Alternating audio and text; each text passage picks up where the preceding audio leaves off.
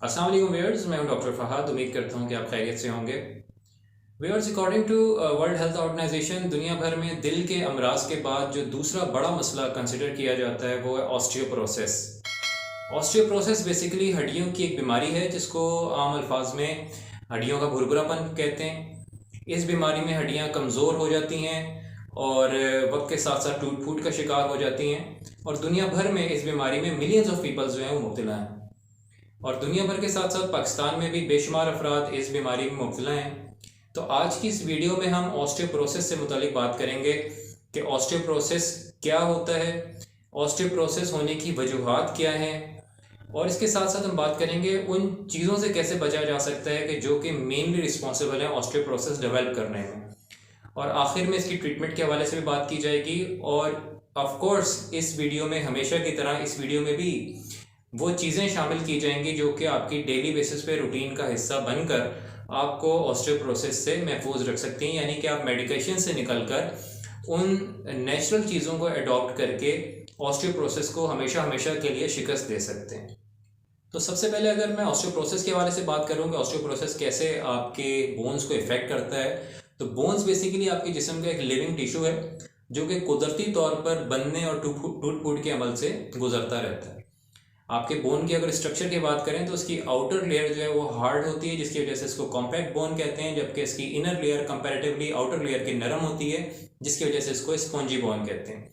जैसे कि आपने कोई फोम का अगर टुकड़ा देखा हो जिसके अंदर बगौर अगर आप मुआयना करें तो उसके अंदर छोटे छोटे आपको ब्लॉक्स नजर आएंगे, तो बिल्कुल इसी तरीके से आपके जो बोन्स का अंदरूनी हिस्सा होता है जिसको स्पंजी बोन कहते हैं वो भी इसी शक्ल सूरत का हामिल होता है। एक कुदरती एक सिस्टम है आपके जिस्म में जिसके तहत आपके जिस्म में ये हड्डियां टूट फूट का भी शिकार होती रहती हैं और साथ साथ बोन फॉर्मेशन भी होती रहती है, यानी आपकी हड्डियां बनती भी रहती हैं। ये बैलेंस लेवल पर चल रहा होता है अनटिल आप एक हेल्दी लाइफ गुजार रहे हों और आप यंग एज में हो। लेकिन जैसे जैसे आप एक ओल्ड एज की तरफ जाना शुरू कर देते हैं या फिर अपने लाइफ स्टाइल को जो है वो मॉडिफाई नहीं रख पाते और अनहेल्दी लाइफ स्टाइल की तरफ चले जाते हैं, तो ये जो बैलेंस है ये डिसबैलेंस में कन्वर्ट हो जाता है। यानी कि आपकी जो हड्डियों का टूट फूट का अमल है, यानी कि जो कि ऑस्टियोक्लास्ट एक्टिविटीज़ हैं वो तो अपने तौर पर काम करती रहती हैं, लेकिन जो ऑस्टियोब्लास्ट एक्टिविटीज़ हैं जो कि आपकी हड्डियों की बोन फॉर्मेशन कर रही होती हैं, हड्डियों को बना रही होती हैं, वो अपना काम जो है वो स्लो कर देती हैं, जिसकी वजह से आपकी हड्डियां टूट फूट का शिकार ज़्यादा होना शुरू हो जाती हैं और आपकी हड्डियां उस तरह से डेवलप नहीं हो रही होती, उस तरह से बन नहीं रही होती, और अल्टीमेटली क्या होता है कि आपकी हड्डियां कमज़ोर हो जाती हैं। ये है बेसिक एक मैकेनिज्म जिसकी वजह से हम समझ सकते हैं कि आप ऑस्टियोपोरोसिस में मुब्तला हो जाते हैं।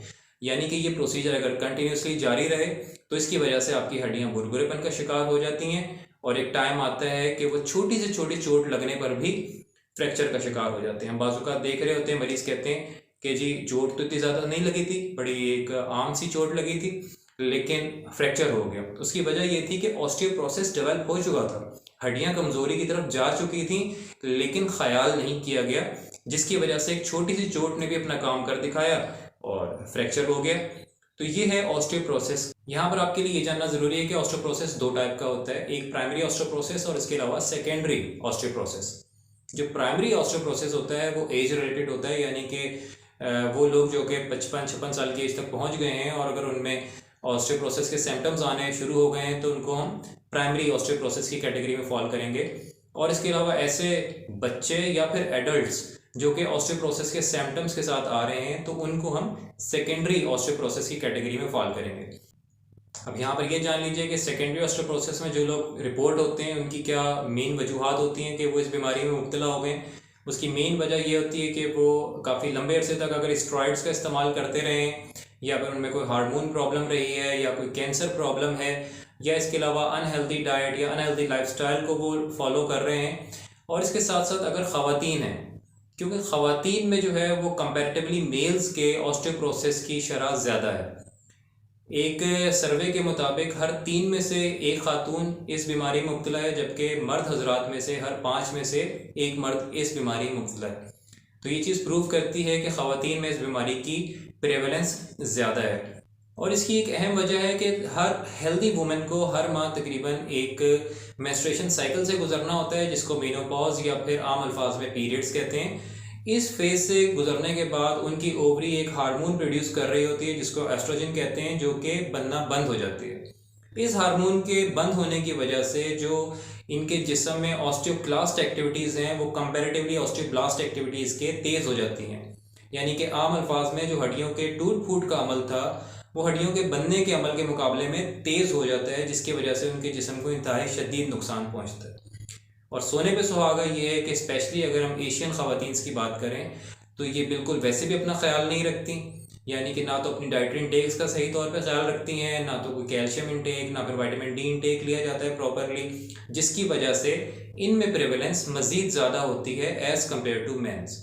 और यहाँ पर ये चीज़ बताना बहुत ज़रूरी है कि वो कौन कौन से फैक्टर्स हैं जो कि ख़वातीन और मर्द हज़रात दोनों को ही ऑस्टियोप्रोसिस की तरफ लेकर जा रहे हैं, और वो डेली बेसिस पर अपने लाइफस्टाइल में ऐसी कौन कौन सी चीज़ों को फॉलो कर रहे हैं जिसकी वजह से वो डे बाय डे ऑस्टियोप्रोसिस की तरफ चलते चले जा रहे हैं। तो उनकी लाइफस्टाइल में जो चीज़ें शामिल हो सकती हैं उसमें सबसे पहले टॉप ऑफ द लिस्ट जो है वो कैल्शियम और विटामिन डी से बनी खुराक का कम इस्तेमाल, इसके साथ साथ चॉकलेट्स का या फिर कोल्ड ड्रिंक्स का ज़्यादा इस्तेमाल, साथ में अगर वो कैफ़ीन का इस्तेमाल करते हैं या फिर उनको थायराइड हार्मोन्स की प्रॉब्लम है, और इसके साथ साथ एक चीज़ बहुत काबिल ज़िक्र है कि अगर उनकी फ़िज़िकल एक्टिविटीज़ बहुत लिमिटेड हैं तो इस चीज़ का इम्कान है कि वो अपने आप को ऑस्टियोप्रोसिस के करीब से करीब तर ले जा रहे हैं। और साथ ही मैं उन चीज़ों का जिक्र कर देता हूँ जो कि आप अपनी लाइफस्टाइल में शामिल करके आप अपनी हड्डियों को न सिर्फ मजबूत बना सकते हैं बल्कि हमेशा हमेशा के लिए ऑस्टियोप्रोसिस से अपनी आप जान बचा सकते हैं। तो उसमें सबसे पहली चीज़ जो है वो है डेयरी प्रोडक्ट्स का ज़्यादा से ज़्यादा इस्तेमाल, यानी कि आप दूध का इस्तेमाल करें, इसके अलावा आप दही का इस्तेमाल करें। दही आपके डाइजेस्टिव सिस्टम के लिए तो बहुत अच्छा है, इसके साथ साथ आपकी बोन्स के लिए बहुत अच्छा है, क्योंकि इसके अंदर कैल्शियम और जिंक, पोटेशियम, विटामिन डी और इसके साथ साथ फास्फोरस भी मौजूद होता है, और ये तमाम वो चीज़ें हैं जो कि आपकी बोन्स की हेल्थ के लिए बहुत अहम है। लिहाजा आप दही का इस्तेमाल करें और दूध का इस्तेमाल करें। और अगर आप डेयरी प्रोडक्ट्स से आपको एलर्जी है या आप नहीं पी पाते, बहुत से लोगों में इशू होता है कि वो डेयरी प्रोडक्ट्स को यूज़ नहीं कर पाते, तो फिर आप नेचुरल चीज़ों की तरफ जाएं, यानी कि आप उन चीज़ों का इस्तेमाल शुरू करें जिसमें कैल्शियम, मैग्नीशियम, इस तरह की चीज़ें अच्छी मिकदार में मौजूद होती हैं। रादर देन मैं आपको सजेस्ट करूं कि आप इस दवाई का इस्तेमाल करें, क्योंकि सबसे पहले आपको नेचुरल चीज़ अगर कोई पसंद नहीं है तो उसका अल्टरनेट आपको नेचुरल वे में ही ढूंढना पड़ेगा। इस सूरत में आप के लिए बेस्ट अवेलेबल ऑप्शन ये है कि आप चिया सीड का इस्तेमाल करें या फिर आप तुखमलंगा का इस्तेमाल करें। ये दोनों कुदरती तौर पर बेशुमार फ़वाइद के हामिल हैं। इनके अंदर magnesium, zinc, phosphorus, vitamin D और कैल्शियम अच्छी मिकदार में मौजूद होता है, और इनको इस्तेमाल करने का तरीका भी बहुत आसान है, और आप वो तमाम फ़वाइद इनसे हासिल कर सकते हैं जो कि आपको डेयरी प्रोडक्ट से मिल रहे हैं। अगर आप इसके बारे में मज़ीद फ़वाइद भी जानना चाह रहे हैं तो इससे पहले मैंने तुखमलंगा के ऊपर और चिया सीड के ऊपर एक वीडियो शेयर की थी, मैं उसका लिंक भी इस वीडियो के साथ शेयर कर दूंगा इसके डिस्क्रिप्शन में, आप उसको रिव्यू कर लीजिएगा, आपके लिए मज़ीद फ़ायदेमंद साबित होगा।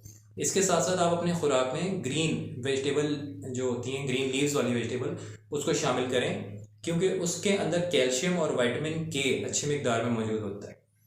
कैल्शियम और विटामिन के का एक आइडियल कम्बिनेशन होता है जो कि आपकी हड्डियों की मजबूती के लिए बहुत ज़रूरी है।